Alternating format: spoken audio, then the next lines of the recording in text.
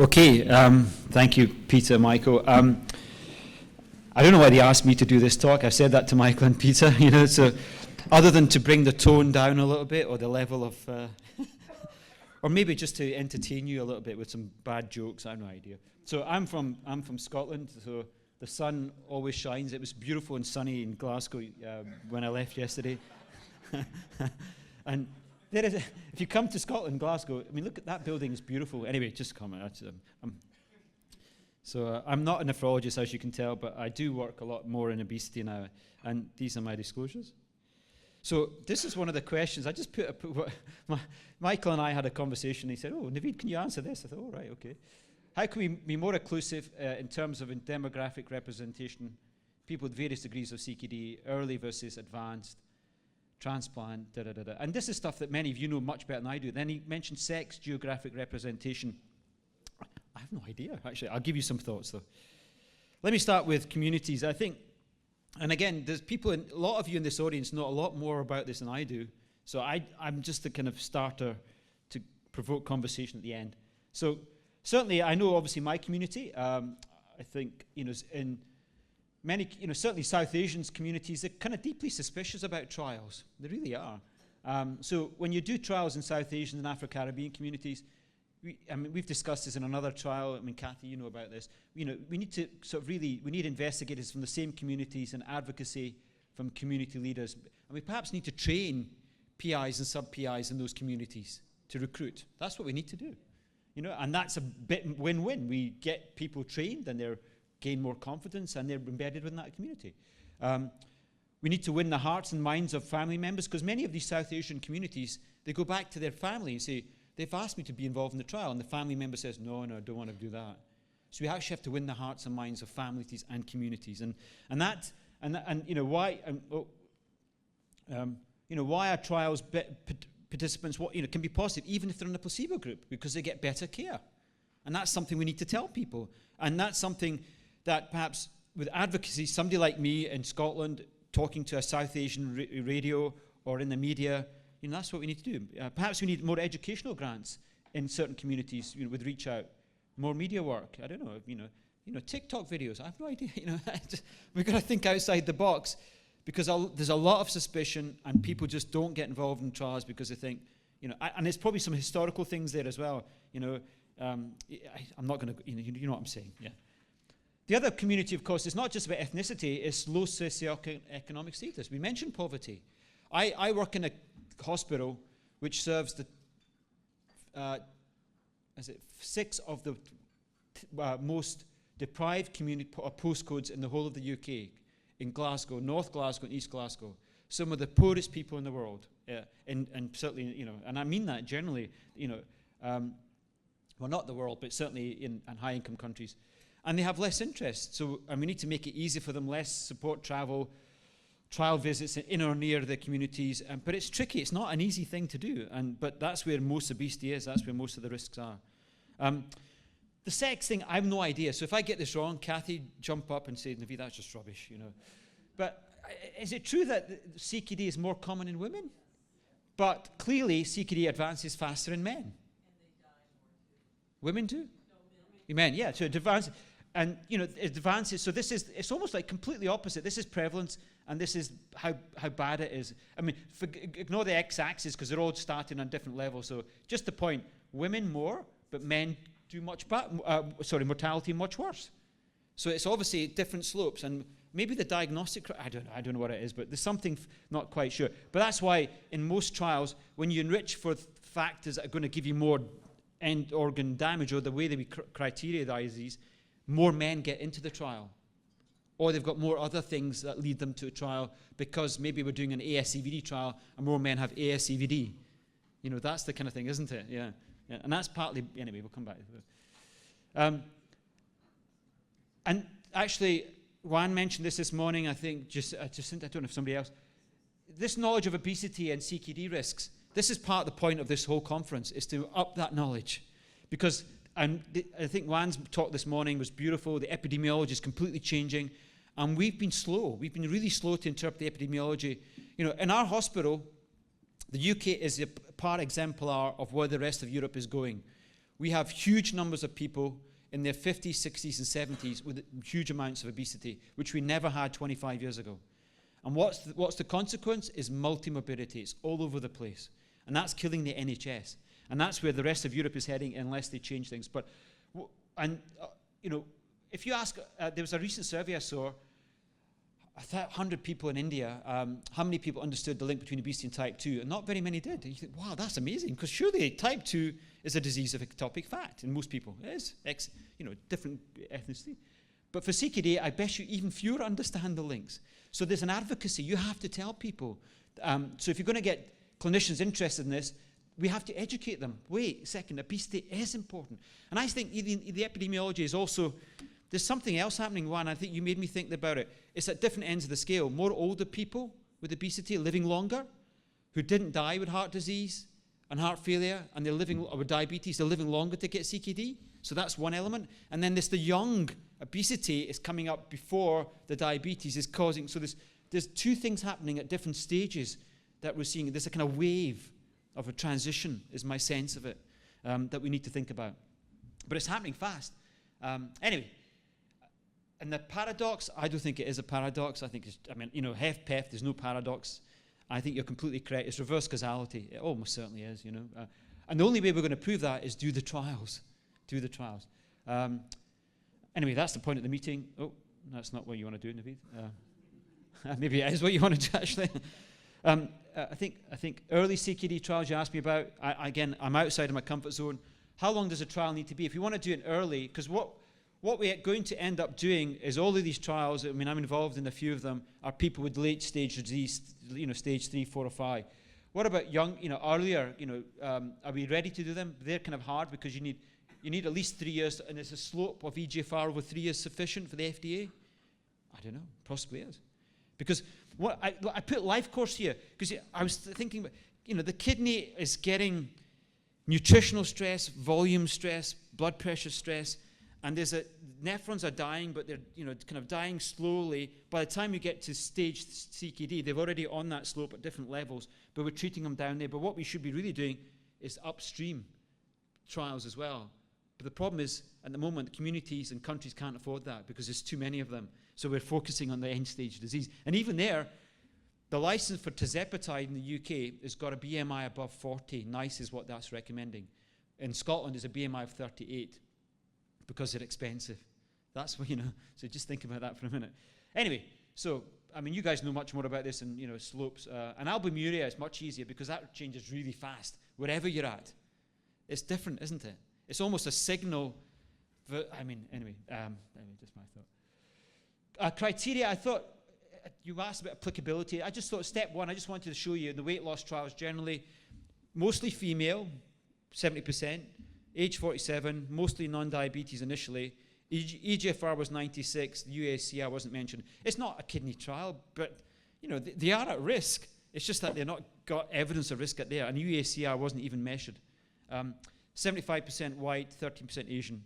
I just put that up just because several of you are involved in Flow here, and Select, Helen and Johannes and Kathy. That's what's the weight loss. But comparing Select and Flow, I thought I should put this up. And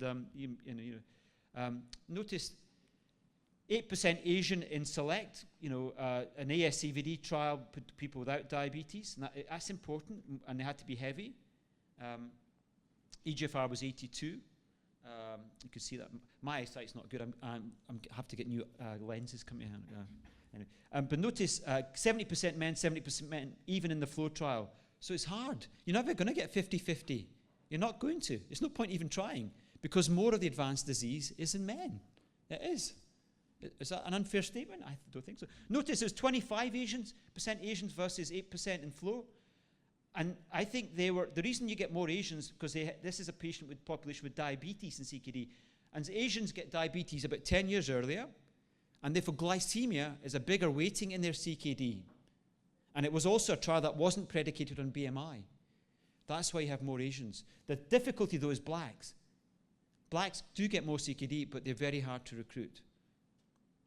And that's the difficulty, I think. Yeah? So I'm just about Asians. Asians, about 10 years earlier, type 2.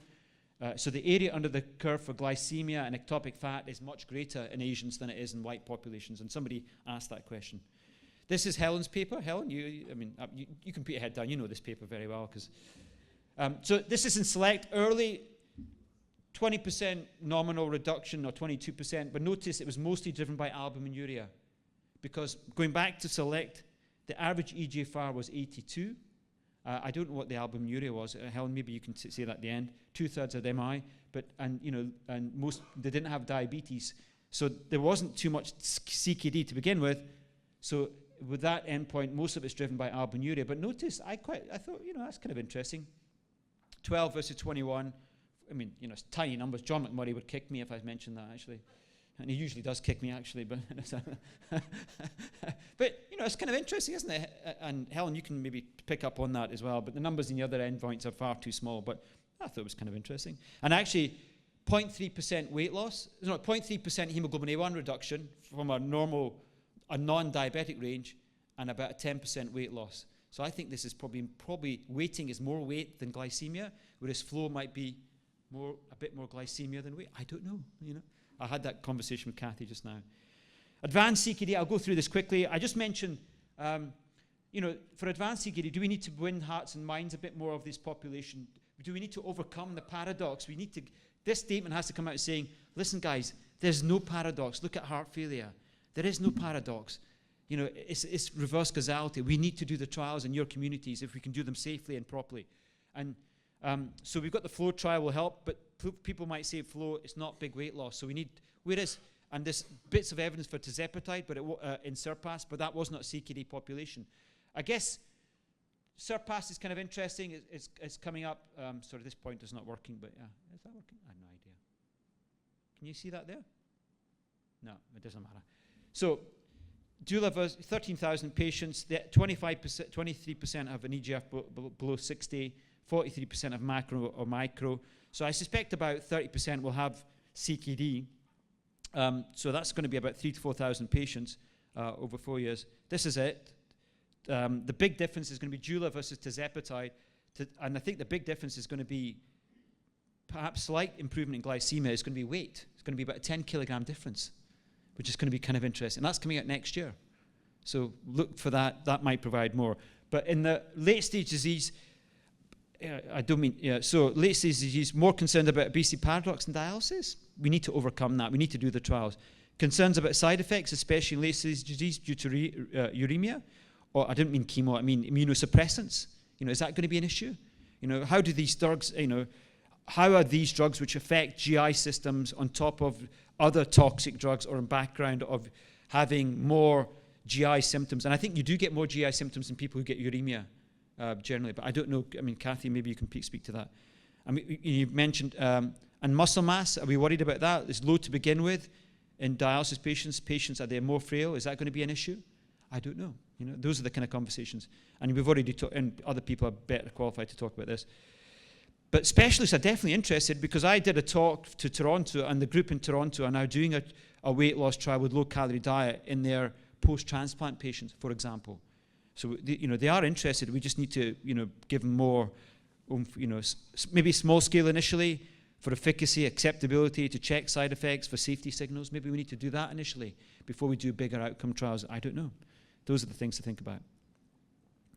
And then the last 2 or 3, I think I'm going to finish early, Peter. Michael, I think you'd be pleased of that, actually. I will be. So it's actually the last 3 slides.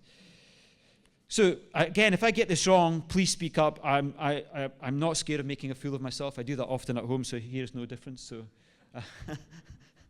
trial design's inclusive. I guess, look, I wasn't a trialist until I started working with John, and I still don't know if I really am a trialist, but I'm learning, even working with many of you. Herschel got me involved in the Amplitude, and that was a nice trial because it was an ASCVD outcome trial, but also it recruited a lot of patients with CKD as well. So enriched patients with CKD who get atherosclerotic disease, and therefore we were able to look at CKD outcomes as well. And if we're going to look at trial designs, do we need to bring in patients with elevated BMI? If that's not a good marker, waist circumference. Patients don't like waist circumference measured, I would suggest. The measurement error is greater, so we need to think about that. Waist to height ratio. That is what NICE like now, but it's not used anywhere in clinical practice, but it's the thing that equalizes between ethnicities and sex. Waist, because women are shorter, certain ethnicities are shorter, and Juliana, you can probably speak to this, that's what they say, but it's not the same for all outcomes. That's predominantly written in the NICE guidelines on the risk of diabetes. I don't know if it's the same for the risk for other outcomes. But the point, BMI might still be used in many patients because you're also measuring lots of other markers that tell you that they're at risk, if that makes sense, and they have weight to lose. So I don't know. So just think about that for trial design. I suspect we'll still stick with weight along with other risk factors. To improve representation, can we make trials very large, more pragmatic to allow for easier participation and better testing of heterogeneity? Do we really need intensive diet activity counseling beyond anti-obesity medicine, beyond the mature wraparound that's now available? Start low, go slow, and that wraparound really helps. We know what to do. These drugs basically help change the food noise, and that gives them, my sense of it in the future is going to be we give these drugs and then we give lifestyle advice when they've reduced that food noise, as well as to mitigate side effects. You have to eat in a certain way.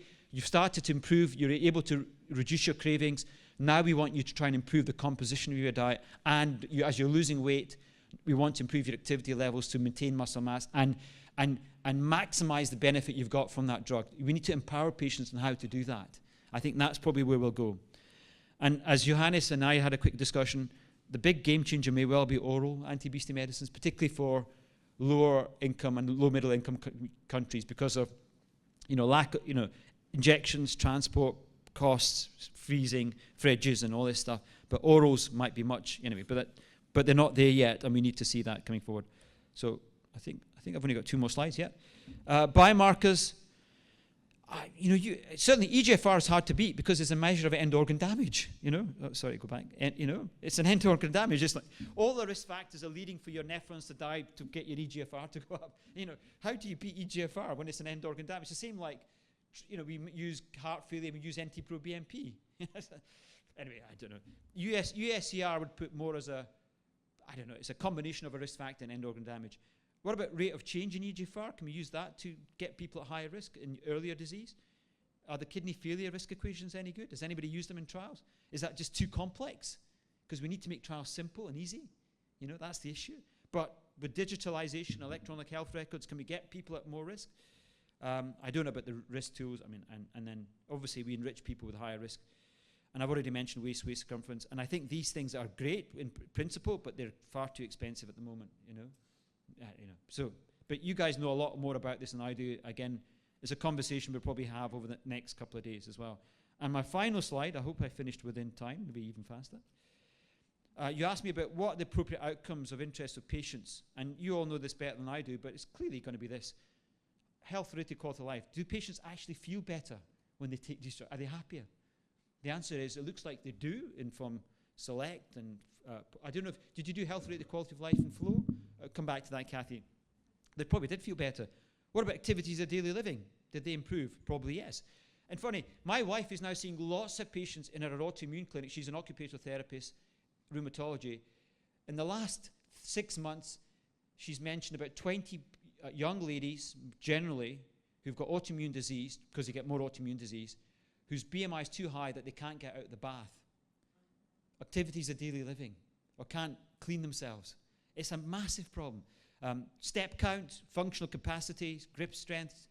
Somebody's already mentioned, step tests, fatigue levels, itch because of, depression, mental health, chronic pain, sleep. Those are the things that matter to patients. We have to measure them, and clearly that makes sense. And I think that's all I had for you. So I'll stop there. Thanks so much.